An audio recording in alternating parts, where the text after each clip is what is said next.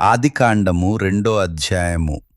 ఆకాశమును భూమియు వాటిలోని సర్వసమూహమును సంపూర్తి చేయబడెను.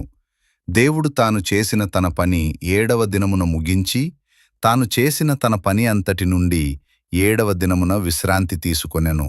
దేవుడు ఆ 7వ దినమును ఆశీర్వదించి దానిని పరిశుద్ధపరచెను. ఏలయనగా దేవుడు తాను సృజించి చేసిన తన పని అంతటి నుండి ఆ దినమున విశ్రాంతి తీసుకొనెను. దేవుడైన యెహోవా భూమిని ఆకాశమును చేసిన దినమందు ఆకాశమును భూమియు సృజించబడినప్పుడు వాటి ఉత్పత్తి క్రమము ఇదే. పొలములోని ఏ పొదయు ఇంక భూమి మీద ఉండలేదు.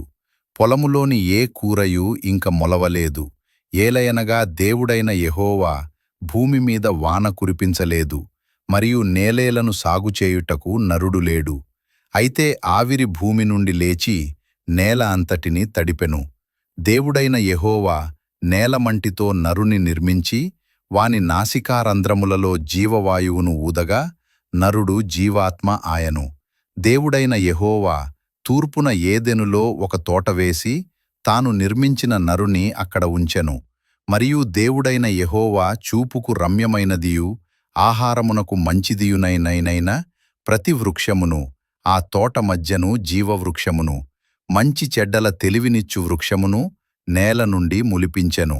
మరియు ఆ తోటను తడుపుటకు ఏదెనులో నుండి ఒక నది బయలుదేరి అక్కడ నుండి చీలి 4 శాఖలాయెను.